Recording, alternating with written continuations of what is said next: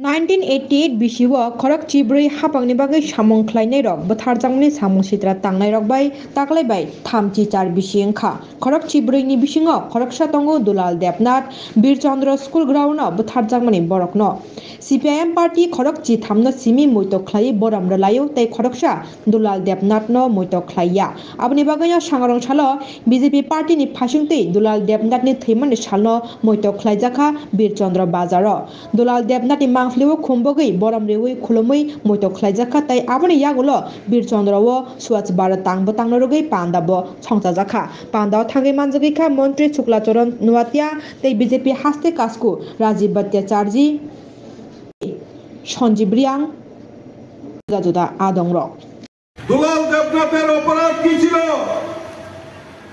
দুলাল দেবনাথের অপরাধ একটাই ছিল, উনি প্রতিবাদ করতেন, উনি অন্যায়ের বিরুদ্ধে কথা বলতেন, কমিউনিস্টের বিরুদ্ধে কথা বলতেন।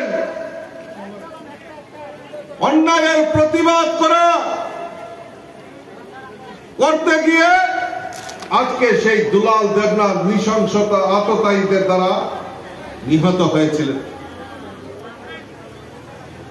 আমি রাজ্য সভাপতি হিসাবে কথা দিচ্ছি, আমাদের মাননীয় মন্ত্রী রয়েছেন, আমাদের বিধায়ক রয়েছেন, জেলা সভাপতি রয়েছেন, জেলার অন্যান্য নেতৃত্বরা রয়েছেন, আমার কার্যকর্তারা রয়েছেন, এখানকার মানুষ রয়েছেন।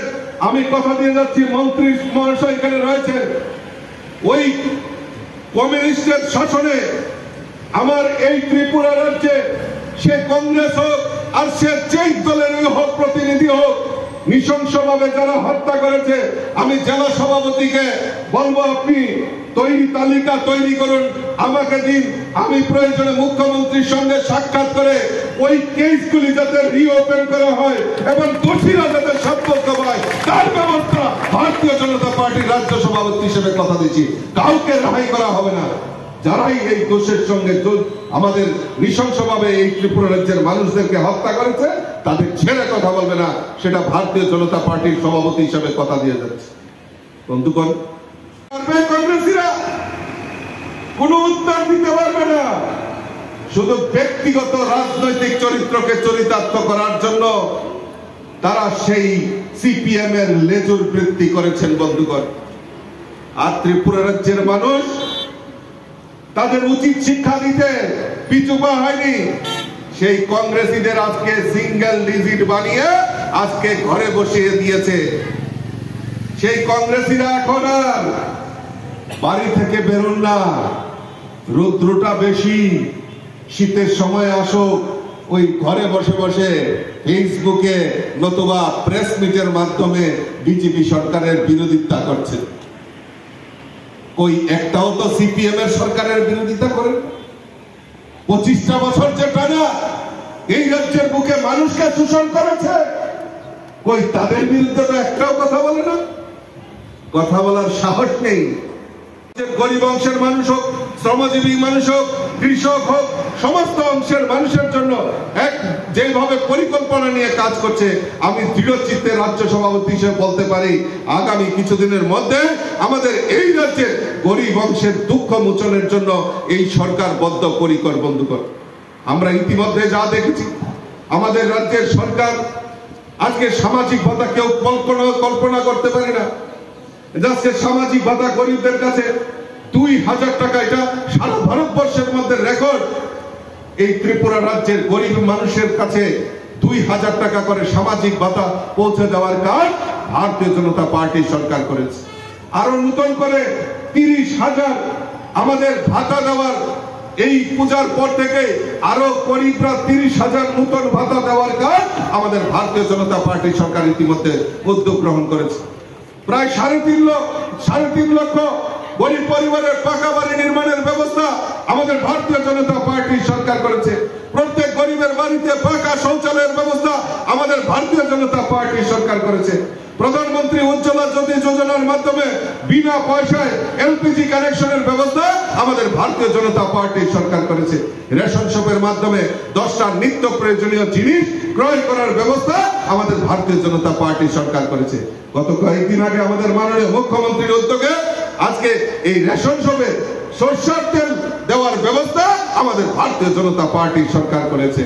কাজেই বন্ধুগণ, আমি বলবো এই সরকার একমাত্র ভারতীয় জনতা পার্টির সরকার, মানুষের জন্য সরকার, মানুষের জন্য কাজ করার সরকার। কাজেই আমি আমার আলোচনা দীর্ঘায়িত করছি না, আমি শুধু একটাই আপনাদের কাছে বলবো যে আমরা সবাই মিলে প্রতিজ্ঞা করি এই সরকারের স্থায়িত্ব, এই সরকার যে মানুষের জন্য যে কাজ করছে, ডাবল ইঞ্জিনের সরকার যেভাবে মানুষের জন্য কাজ করছে, আমরা আগামী দিন সব ঐক্যবদ্ধ হয়ে এই ত্রিপুরা রাজ্যে শুধু একটাই পার্টি থাকবে, সেটা হলো ভারতীয় জনতা পার্টি। ভারতীয় জনতা পার্টি, ভারতীয় জনতা পার্টি, সেই নেতৃত্ব নিয়ে আমরা সবাই মিলে কাজ করব। এই অঙ্গীকার আমাদের করতে হবে। আর তবেই আমাদের এই দুলাল দেবনাথ যে অন্যায়ের প্রতিবাদ করেছিল, দুলাল দেবনাথের যে স্বপ্ন, সেই স্বপ্ন সাকার হবে। তবেই আমরা এই আজকে যে শহীদ দিবস আমরা পালন করছি সেটা সার্থক রূপ নেবে। আমি বলেছিলাম যে 2-3 মাস আগে আমরা যখন এই দ্বিতীয়বার সরকার গঠনের পরে এই শান্তিবাজার বিধানসভা কেন্দ্রে আমাদের দলের সংগঠনের সভাতে আমি বলেছিলাম যে আপনাদের এই শহীদ দিবস পালন করার কোনো প্রয়োজন নেই। কংগ্রেসের হাতে আপনার কমিউনিস্টের নেতারা খুন হয়েছে এবং কমিউনিস্টের হাতে আপনার এই কংগ্রেসের নেতারা খুন হয়েছে।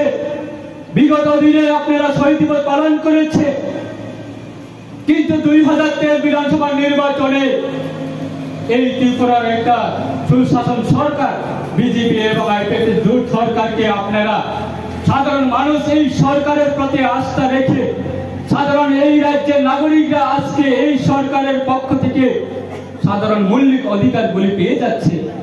তাকে আগামী দিনে রাজনীতি করা যাবে না। তাহলে কি করতে হবে?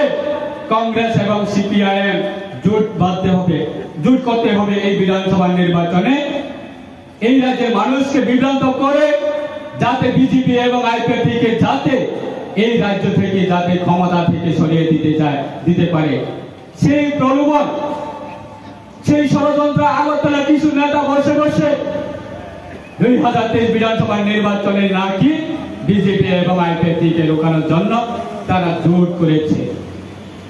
যদিও কমিউনিস্ট এবং কংগ্রেস জোট হয়ে যায় তাহলে তো বন্ধুত্ব হয়ে গেছে। আজকে যেমন আমাদের আইপিএফ এবং বিজেপি জোট হয়ে 2018 বিধানসভা নির্বাচনে লড়াই করেছি, ক্ষমতা এসেছি এবং পুনরায় 2023 আমরা জোট হয়ে লড়াই করে আজকে দ্বিতীয়বার সরকার গঠন করতে পেরেছি। রাজ্যের সাধারণ মানুষের আশীর্বাদ নিয়ে এবং রাজ্যের সাধারণ গরিব শ্রেণী মানুষের আশীর্বাদ নিয়ে আমরা দ্বিতীয়বার সরকার গঠন করতে পেরেছি। আজকে আমরা বন্ধুত্বের সঙ্গে আমরা আজকে প্রশাসন চালাচ্ছি। আজকে যেমন আমাদের বিজেপি এবং আইপিএফ যে সম্পর্ক, যে বন্ধুত্ব, সেই রকম ভাবে কমিউনিস্ট এবং কংগ্রেস বন্ধুত্ব হয়েছে, তাহলে কেন আজকে শহীদ দিবস পালন করবে? কেন শহীদ দিবস পালন করার প্রয়োজন? তখন আমি বলেছিলাম 2-3 মাসের আগে, যদিও আপনারা যদি শহীদ দিবস পালন করতে হয় তাহলে সরকারের সম্পত্তি জায়গাতে আপনারা শহীদ দিবস পালন করতে পারবেন না এবং সাধারণ মানুষকে বিভ্রান্ত করে আপনারা এই রাজ্যে যে আপনারা শহীদ দিবস পালন করবে সেটা আমরা করতে দেব না। আমি বলেছিলাম যদি আপনারা করতে চান তাহলে আপনারা আপনার বাড়ির পাশে এবং বাড়িতে উঠানে আপনারা শহীদ দিবস পালন করতে হবে। আমরা কোনোভাবে সরকারের সম্পত্তিতে আপনাদেরকে আমরা শহীদ দিবস পালন করতে দেব না বলেছিলাম। আজকে তাই হয়েছি। আমি সকাল থেকে দেখেছি যে এই এলাকা থেকে বিগত দিনের স্বশাসিত জেলা পরিষদের মাননীয় সদস্য কমিউনিস্টের পরীক্ষিত বাবু বিভিন্ন এলাকাতে গিয়ে শহীদ দিবস পালন করছে। আমরা দেখেছি ফটোগুলি। কোথায়? রাবার বাগানে, কলা বাগানে, বাঁশের বাগানে, জঙ্গলে।